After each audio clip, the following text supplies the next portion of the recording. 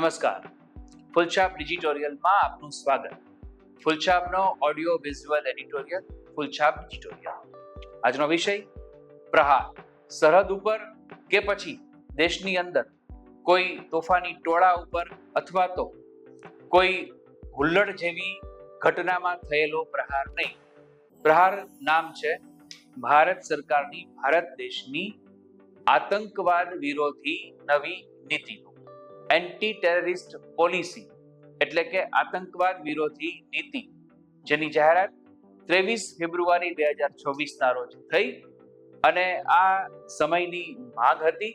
આપણે એમ કહીએ કે કદાચ આ જે કૃત્ય ગયા વર્ષે પહેલગામમાં થયું એ પછીના લગભગ પોણા વર્ષે આ રચનાની જાહેરાત થઈ છે. ડિસેમ્બર 2025માં જેવા અણસાર મળ્યા હતા કે આવી કોઈ નીતિ આવી રહી છે. આતંકવાદ સામેની આપણી લડાઈ વર્ષોથી ચાલુ છે, પરંતુ છેલ્લા કેટલાક વર્ષોની ઘટના એ વધુ નોંધપાત્ર છે અને સરકાર અથવા સેના એ બંને અત્યંત નિષ્ઠાથી, કૌવતથી, કૌશલ્યથી આતંકવાદ સામે લડતા જ આવ્યા છે, એમાં કોઈ પ્રશ્ન નથી. પણ જે એક એવી વાત હતી કે અમુક સંજોગોમાં અને અમુક સ્થિતિમાં આતંકવાદ છે એને પ્રોત્સાહન મળે છે, એ સ્થિતિ બદલાઈ ગયા પછી પણ આતંકવાદીઓ પોતાની પ્રવૃત્તિ, આમ તો એ દુષ્વૃત્તિ કહી શકાય, એમાંથી એ લોકો પાછા ગયા નથી. અને એ એટલા માટે ન જાય કે જે લોકોની માનસિકતા જ આટલી નકારાત્મક હોય, જે લોકો આટલું વિધ્વંસક મનોવલણ ધરાવતા હોય, એ લોકો કોઈ સરકાર, કોઈ સેના એનાથી ડરીને પોતાની પ્રવૃત્તિ મૂકે એવી સંભાવના બહુ ઓછી હોય છે. એટલે ભારતે આમ પણ આતંકવાદના વિરોધમાં ઝીરો ટોલરન્સની નીતિ અપનાવી છે. નક્સલવાદ તો મહદ અંશે મૃતપ્રાય થઈ ગયો છે એવા અહેવાલો આપણને મળી રહ્યા છે. પણ આપણા પડોશી દેશ દ્વારા પ્રાયોજિત આતંકવાદ, એનો બહુ જ ખરાબ, બહુ વરવો પરચો હજી આપણને ગયા વર્ષે જ મળ્યો છે અને આવી ઘટનાઓ બનતી રહે છે. કાશ્મીર ક્ષેત્રમાં સેના સતત ખડે પગે છે અને ઓપરેશન્સ થતા રહે છે, એ આપણે જાણીએ છીએ. એવા સંજોગોમાં ગઈકાલે સરકારે પ્રહાર નામની આતંકવાદ એટલે સૌથી પહેલી વ્યાપક રાષ્ટ્રીય આતંકવાદ વિરોધી નીતિની જાહેરાત કરી છે. અને સીમા પારથી થતા આતંકવાદી હુમલા, હવે તો સાયબર હુમલા અને ડ્રોન તસ્કરી તથા ઓનલાઈન કટ્ટરપંથથી જે પરિસ્થિતિ ઊભી થાય છે તેનો સામનો કરવા માટે, તેને નિવારવા માટે, તેની સામે લડવા માટે થઈને ઝીરો ટોલરન્સ રણનીતિ અપનાવવામાં આવી છે. અને ગૃહ મંત્રાલયની આ નીતિ જે પરંપરાગત આપણા જોખમો છે, જે ખતરા છે, એની સાથે સાથે હવે આ ડાર્ક વેબ અને ક્રિપ્ટો ફંડિંગ જેવા આધુનિક ખતરાઓ સામે પણ લડવા માટે સક્ષમ છે. અને એમાં ટેકનિકલ અને કાનૂની દૃષ્ટિકોણ અપનાવવામાં આવ્યો છે.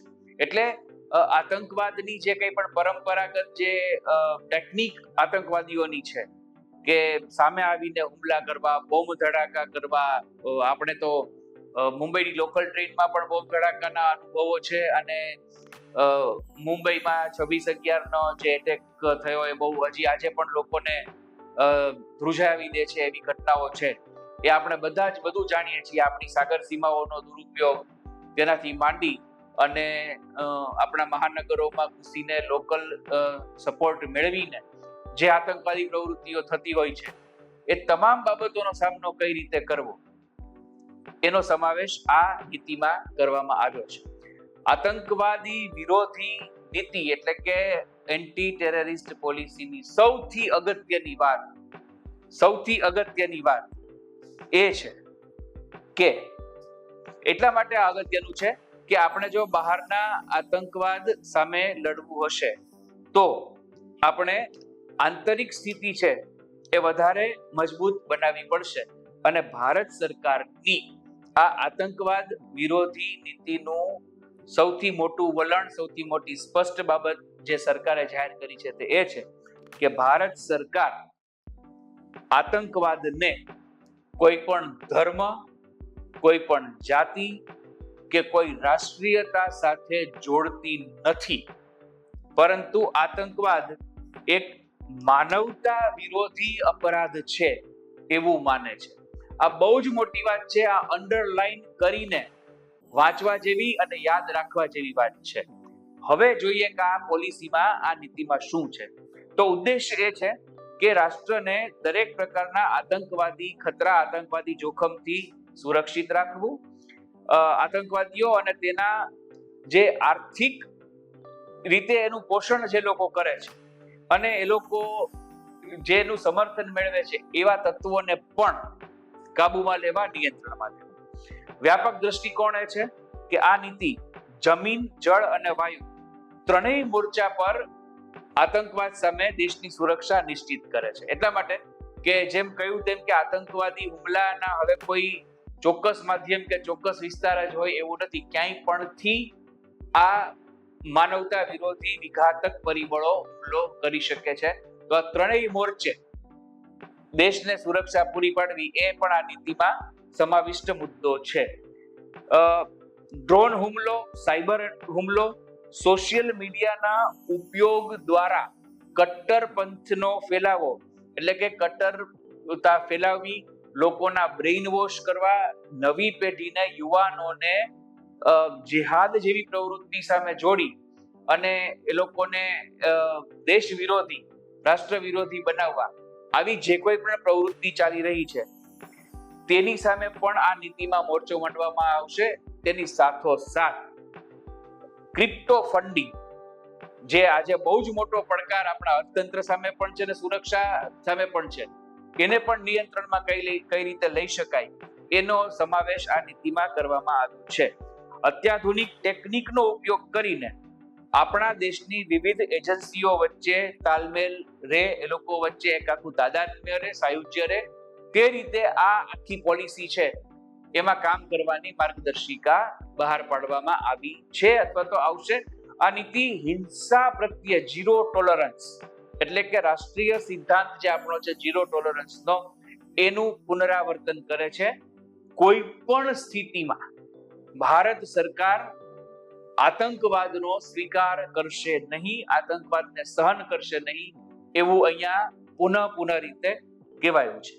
આ નીતિમાં યુવાનોને કટ્ટરપંથથી દૂર રાખવા માટે એક સામૂહિક જાગૃતિ કેળવવામાં આવે અને એ ફેલાવવામાં આવે એના ઉપર પણ ભાર મૂકવામાં આવ્યો છે. આપણી જેટલી પણ એજન્સી છે અને એટલે કે એનઆઈએ છે, રાષ્ટ્રીય જાંચ એજન્સી જેને કહી શકાય, નેશનલ ઇન્વેસ્ટિગેટિવ એજન્સી, પછી આપણો જે કંઈ પણ આતંકવાદ સામેના જેટલા પણ ઉપાયો છે, જે અધિનિયમ છે, કે ભારતમાં આતંકવાદ સામે, આતંકવાદની ગતિવિધિઓ સામે એકદમ કડક સજા 5 વર્ષથી લઈ અને આજીવન કારાવાસ સુધીની જે સજા છે એનું પ્રાવધાન છે, એને વધારે ને વધારે એનો અમલ થાય જરૂર હોય ત્યાં અને મજબૂત થાય એ પણ ધ્યાન રાખવામાં આવ્યું છે. પોલીસ કર્મીઓને પ્રશિક્ષિત કરવા માટે, એટલે કે પોલીસ જે સામાન્ય શહેરી અથવા તો ગ્રામ્ય વિસ્તારમાં ડોમેસ્ટિક એરિયામાં જે રીતે સુરક્ષા વ્યવસ્થા જાળવે છે એ જ રીતે પોલીસ કર્મચારીઓ છે રાજ્યમાં, રાજ્યની અંદર, રાષ્ટ્રની અંદર કઈ રીતે આવા બનાવોને પણ એનો સામનો કરી શકે એના માટેનું પ્રશિક્ષણ છે એ પણ કરવામાં આવશે. અને એવું ખાસ કહેવામાં આવ્યું છે કે સીમાને પેલે પાર જે લોકો પંજાબ, જમ્મુ કાશ્મીર જેવા વિસ્તારમાં જે ગતિવિધિઓ અને હુમલાઓને અંજામ દેવા માટે ડ્રોન સહિતની નવી ટેકનિકો અપનાવે છે, તેનો ઉપયોગ કરે છે, એ આતંકી સમૂહ ભારતમાં આતંકી હુમલાને અંજામ દેવા માટે સુવિધાજનક બનાવવા માટે જે લોકો આવા યુવાનોની ભરતી કરે છે એવા સંગઠનો સામે પણ કડક હાથે કામ કરવામાં આવશે. 7 નવેમ્બર 2024 રોજ કેન્દ્રીય ગૃહમંત્રી અમિત શાહે એવું કહ્યું હતું કે આતંકવાદ અને એના તંત્રની સામે લડવા માટે એક રાષ્ટ્રીય આતંકવાદ વિરોધી નીતિ અને રણનીતિનો મુસદ્દો તૈયાર થઈ રહ્યો છે. અને આ ઉગ્રવાદ માટે રાષ્ટ્રીય નીતિ જે કંઈ પણ ઘડવાની હતી એની શરૂઆત તો 2015 થઈ હતી. આજે હવે એની સત્તાવાર જાહેરાત થઈ છે અને 2025માં પહેલગામમાં જ્યારે આતંકી હુમલો થયો ત્યારે NIA પણ બધા જ રાજ્યોને આતંકવાદ વિરોધી એકમો, આતંકવાદ વિરોધી નીતિ, આતંકવાદ વિરોધી પગલાઓ માટેની વિશિષ્ટ બેઠક કરી અને આવા હુમલાઓ રોકવા માટે શું કરવું જોઈએ તેના સૂચનો મેળવ્યા પણ ખરા અને તેમને ઉપાયો સૂચવ્યા પણ ખરા. આ આખી લાંબી પ્રક્રિયાના અંતે આજે આ નીતિ જાહેર થઈ છે.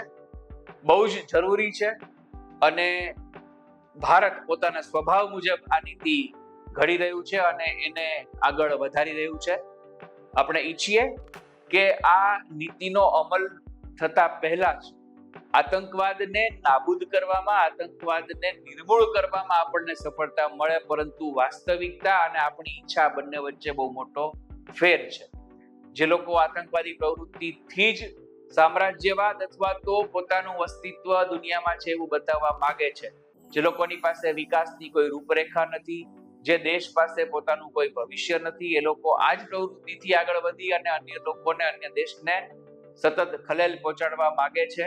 વિશ્વ જ્યારે આખું એક ટેકનોલોજીથી માંડીને તમામ બાબતે આગળ વધી રહ્યું છે, ભારત જ્યારે AI સમિટનું યજમાન બને, ભારત વસુધૈવ કુટુંબકમનો સૂત્ર આખી દુનિયાને આપે અને એ સંજોગોમાં બાજુમાં બેઠું પાકિસ્તાન કે પછી એને રવાડે ચડતું બાંગ્લાદેશ જ્યારે શાંતિ ડોળવાના જ પ્રયત્નો કરે રાખે, ત્યારે આતંકવાદ નિર્મૂળ થઈ જશે, કાશ્મીરમાં આતંકવાદ નહીં રહે એવી અપેક્ષા આપણને કોઈ પણ અપેક્ષા કેટલી ફળીભૂત થાય એની સામે પ્રશ્નાર્થ છે. એ પ્રશ્નાર્થનો જવાબ આ આતંકવાદ વિરોધી રાષ્ટ્રીય નીતિ છે. આપણે એવું ઈચ્છીએ કે આ નીતિનો સુચારુ રીતે સુપેરે અમલ થાય અને નાગરિક તરીકે આ નીતિનો અમલ કરાવવામાં આપણી પણ ભૂમિકા રહેશે. જે વાત એવી આવી કે વેબસાઇટ કે સોશિયલ મીડિયા કે સોશિયલ સાઇટ ઉપર કેટલીક બાબતો, કેટલું કન્ટેન્ટ, કેટલીક સામગ્રી જો આવે, જો આપણને એવી જાણ થાય કે કોઈ આ સામગ્રીનો ઉપયોગ કરે છે તો પણ આપણે જાગૃતિ બતાવી અને સંબંધિત એજન્સીઓને જાણ કરીએ. આપણે તો એમાં ન જ ફસાઈએ અને રાષ્ટ્ર પ્રથમ, નેશન ફર્સ્ટ એ વાત ધ્યાને રાખી અને આવી તાકાતો સામે, આવા વિઘાતક પરિબળો સામે આપણે લડીએ, એ આપણો પણ નાગરિક ધર્મ ગણાશે. ફૂલછાપ ડિજિટોરિયલમાં આજે આટલું. ફરી નવા વિષય સાથે નવો સંવાદ. ફૂલછાપનો ઓડિયો વિઝ્યુઅલ એડિટોરિયલ, ફૂલછાપ ડિજિટોરિયલ.